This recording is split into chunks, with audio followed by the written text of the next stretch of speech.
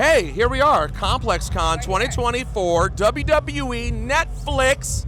We're going to Netflix, y'all. It's Bianca, Belair, and Montez Ford. Are you excited for the Netflix of it all? I'm super excited. I think it just shows how big WWE is. We're excited for the new Netflix family and expanding and getting more eyes to come and watch us. It's exciting times, so I'm super excited. Tez, do you guys spend, is there a lot of Netflix and chill in the house? Absolutely. Even though I try to watch the shows she watch and I end up falling asleep, but we watch a lot of Love is Blind, Stranger Things, The Upshaws. We binge watch a whole lot of stuff, man. Netflix is like king when it comes to streaming. So, by the way, you guys have been together long enough now that when I use the phrase Netflix and chill, it's actually literal. It's Netflix and chill. It might be Netflix and sleep for us. It's mostly chilling for him. He's the one that falls asleep on all the shows. I'm up. I'm a binge watcher. Yeah. What did you most recently binge? Love is Blind, of course. We were just talking about The Upshaws. He loves Stranger Things. Really, it's a lot. It's a lot, and it's soon Raw.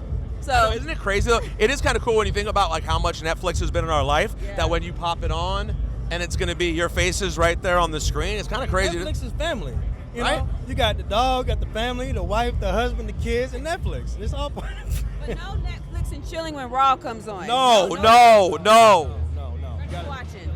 Better be watching. All right, so you have your tag team title on your shoulder.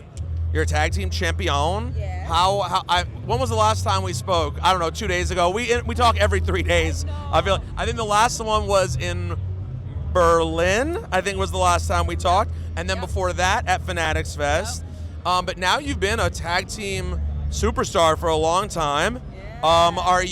How much do you enjoy the tag team life? How much do you miss coming out there and getting to take in all the rays yourself? I've been enjoying it. I mean, it's different. It's new for me. I feel like we've been able to accomplish so much, so I feel like I'm super proud of it. I love when I get to do something, I get to walk away and be like, we did that. The tag team division is on fire. We were just in Saudi Arabia. There were 8 women in that match, and everybody shined. Everybody looked great. I came out with an egg on my head and a busted lip. It was war. But we walked out as champions, so it's something that I'm super proud of. I put everything that I have, he knows, into this tag team, and it's just something that I'm just super proud about. That we're accomplishing so much. Did you give your wife any tag team advice as a tag team vet? Yeah. I always want to see her do well, and because I'm so familiar with that environment, it would be me no justice to not give her any knowledge. Well, and it's a different thing, right? It is a different interpersonal relationship that you have to work on. What was the main piece of advice that you gave her? Just always know yourself, because if you know yourself, your partner's going to know yourself, and then you guys are going to naturally flow with each other. You never want to adjust to, pretty much, when I say anything, you want to adjust to their pattern. Be yourself and let you guys combine and figure everything out on the way. Don't force anything. Just learn each other. That's it. All right. He's big on collaboration. He's like, collaborate. You guys are a tag team. He helped us with, actually, he was there when we came up with our tag team finish.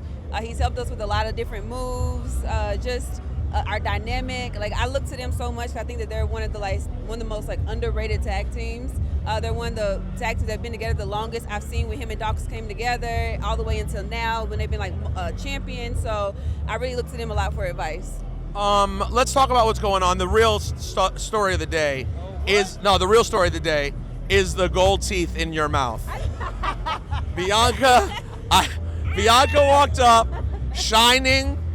Talk about the gold teeth. What is going on? Yeah, we have this guy to blame. I always wanted them in high school. My mom was like, no, but no, he got a mouthful. So he gifted me with these. I actually thought I lost these and I didn't tell you because I was eating, but I found them. So yeah, we're all good. But I feel like a new person. Wait, so is it one grill on the bottom and then a little 2-piece up top? And it's a little heart. Isn't it so cute? Aww. I'm still learning to talk with them. But now, by the way, hold on. And you have diamonds in your teeth, right? Yeah, yes, VVS's. You have VVS. Okay. Yeah. Now, they said I lost my smile, so I went and go bought one. Right. I'm gonna go. Have you used that yet? That's a bar. No, well, I got to do exclusive here first. Oh, we go back, man. No, we go way back to little brother and all. That's facts. That's a fact. But that is a real bar. But real quick, have you ever left? How long have you had yours? Actually, what's it been? Almost a month now. So. Let me guess. When you almost lost yours, you put them in the napkin while eating a meal. Is that what happened? Yeah. That's what happened. You can't leave the grills in the napkins. You know how many? Do you know how many? You know how many hundreds of thousands of dollars have been left in trash cans all over this country? I know. I forget stuff all the time. So what I do now, because I left mine in a napkin before, I bring the actual case. So when I see the box, I'm like, oh, I know I have to get that when I leave. A napkin just looks like a napkin. Correct. So you just leave it. Oh, somebody come pick it up. We did it 2 weeks ago. We were out to dinner, and he had everybody in the kitchen digging through the trash. No, see that is. And they found it. But that's not an experience anybody wants to It's a have. very bad feeling. We gave him a good tip. We tipped him very well. Oh, you had the restaurant actually. Everyone. I didn't. He did. I mean, you gotta, that's money. But we tipped him very well. You better tip them very well. They're digging through garbage for you. Now, speaking of the kitchen, who is the primary cook in the house? It's actually me, but I have not cooked in so long. Yeah, but Thanksgiving. And Uber Eats is the This fam. is the cook. I'm a big Thanksgiving and Christmas. I always cook the dinners, but besides that, I have not used our kitchen. I'm too busy. I'm never home, and when I'm home, I gotta make gear, and then we just Uber Eats it. So, is there a meal that either one of you make that the kids get excited for? Spaghetti. That was quick. They wouldn't even know debate. Spaghetti. They love it so much to the point that they would have it the night before, and then they would make it seem like they ain't having it in a while. They'd be like, hey, remember that time that you made spaghetti? Yeah. We're like, wait a minute, wasn't that last night? Wait, and is this Bianca's spaghetti? Yes, yes. Oh, how Eminem? It's mom's spaghetti. It's mom's spaghetti. Yeah, that was her way of telling me over the summer. They're like, Bianca, remember you used to cook us spaghetti? And I was like, is that basically saying that you want spaghetti I haven't made in a long time? That's the only thing that they'll eat leftovers of. Yeah, my spaghetti. So. Has it gotten? Hold on, I want to frame this the right way because obviously, I know you're never going to want to sound ungrateful for all the amazing things, but how draining has it been being this very front-facing person for the company for now? Like, are we like 3 years into Bianca in the front of everything? It's something like Going on the fourth now.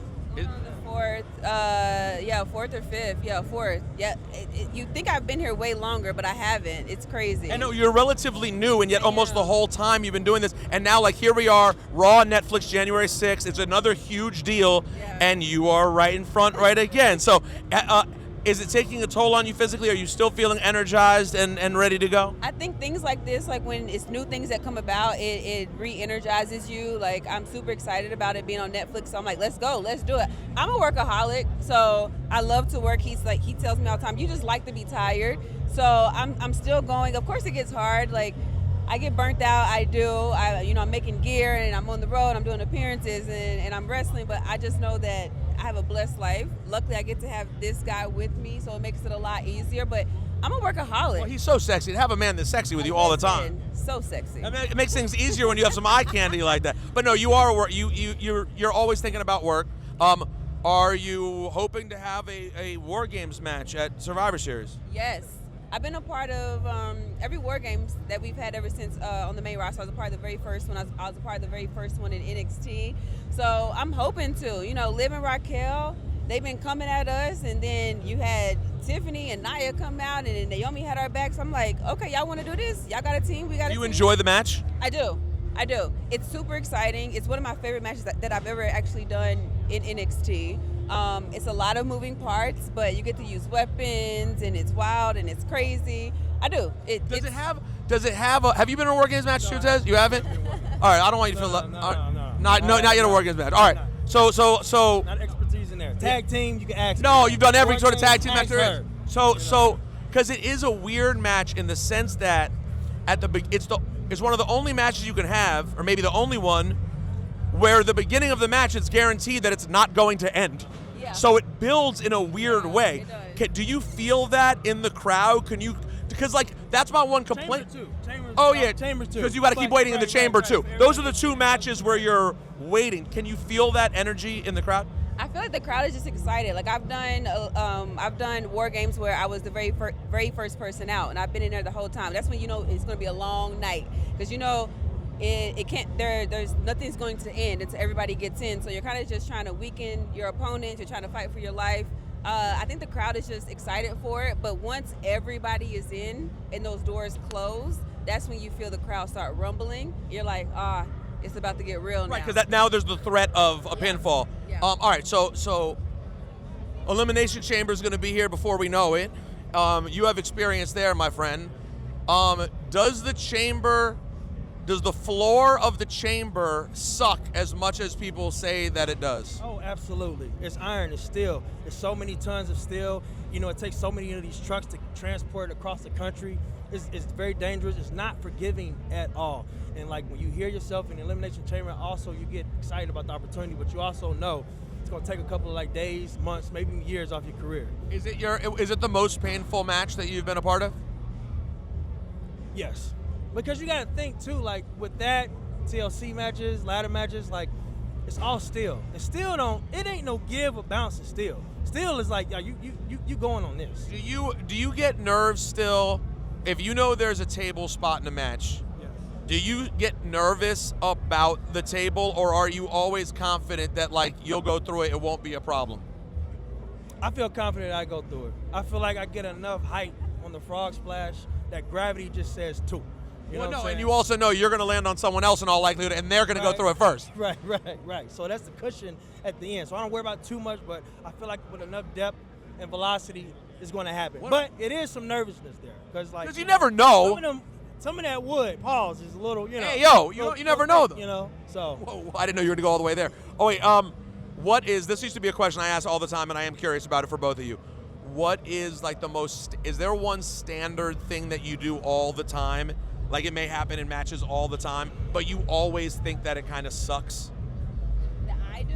Yeah, like for example, I'll just throw you an example, maybe it'll jog your brain. To me, when I watch a battle royal of any sort, to me from the outside, who's never done anything, it looks like that bump over the top where your like back kind of hits the apron on your way down. To me, that always looks not fun. Yeah. Like, do you have anything like that occurs regularly that you're just like, Oh, slapping.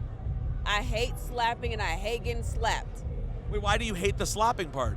Because I would rather you just punch me in the face. For one, it's like so disrespectful, and two, it's either you get fingertips or it's like all in. It's there's no in between. You just have to it hurts. Oh, so wait, hold on. So either when you're the one doing the slapping, you either don't get enough, or it's just or it's like a full like face palm. And like that doesn't even sound good because and then you're looking for the slap sound. No, it actually like you don't get the sound, but it's like when I slap Liv, I was like, oh, and that was like a face like, I was like, oh, that was all palm. It looks good, and it feels awful. And then I don't like getting slapped. It just feels so disrespectful. Yeah, who wants to get slapped? For me, it's chops. Chops, oh gosh. I mean, they make the noise, they get the wool, but they sting. They sting, man. You know that's why the great Bret Hart always hated a chop. I don't know if you've ever heard him talk about it. He's like, it's not.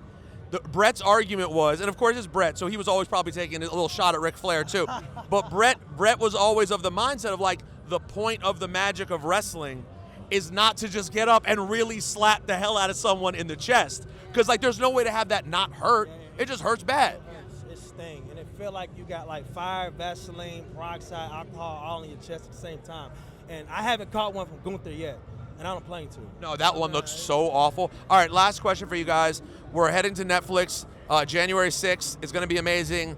Are you expecting that even though you guys have been like really big WWE superstars for a long time, Netflix is going to open us up to where all of a sudden you could hear from people that you haven't heard from who really didn't realize how big you guys had gotten, but now it's like they go to watch their Love is Blind and Right there. Yeah. No, I'm super excited about it. I think it's something that gets us out of like our normal wrestling bubble, and it opens us up to a whole new audience. Like you said, people who watch Love is Blind, people who have like their favorite shows, like, oh, wrestling, what is this? Like, I used to be somebody who, I didn't grow up watching wrestling, right? This guy did. He's always wanted to be a champion. It's a picture of him in his backyard at 9 years old with a title. So when I meet people who say like, I don't really watch wrestling, it's not for me, it's like, listen, I don't judge you, but just watch it, you're gonna end up being like me, falling in love. So I'm excited for those people who may not usually watch wrestling, who may not be in our wrestling bubble, in our WWE universe, and like they're watching their favorite show on Netflix, and then they see us, and they tune it on, and it's like, wow, these guys are on Netflix. This is what WWE is. This is what it's evolved into. Like, okay, cool. This is for me. So I think we're going to gain a huge audience off of Netflix. If you could pick your dream match, either a tag match or singles match for episode 1 on Netflix, what would you choose? Dream match with, Well, you know, I have so many dream matches. Well, give me one that's out, like realistic, like not you know, someone who could. It's in the realm of possibility. I mean, it's a WrestleMania match for me, like me versus Rhea, me versus Charlotte, me and Jade versus, like, I would love to go against, like, Natty and Beth Phoenix, like, because I think that they were an amazing tag team, and I think that would be a crazy match. Wow, that would be a crazy, powerful. I like that. I love me some Beth Phoenix. I love me some Natty, so. All right. What about you, Tez? Dream match for episode 1 on Netflix. No, I'm gonna mix it up. I'm gonna do some intergender. Love I it. would say Montez Ford versus Bianca Belair. Wow! Greatest athlete from the men versus the greatest athlete from the women. And I know you guys have practiced this match before. It's got to be something you already know. We talked about it so many times and how much fun. Yeah. Oh, I know you could KOD him. I did it. It happened. It happened. How did it hurt? I mean, I don't remember what happened too much after that. So, I mean, I don't know if that means it hurt or, you know, I was just out, you know. It was effective. Yeah, it was effective. All right, either way, you will see them both on Netflix in January. Bianca Belair and Montez Ford. Thank you, guys. God bless you, brother. You too, man.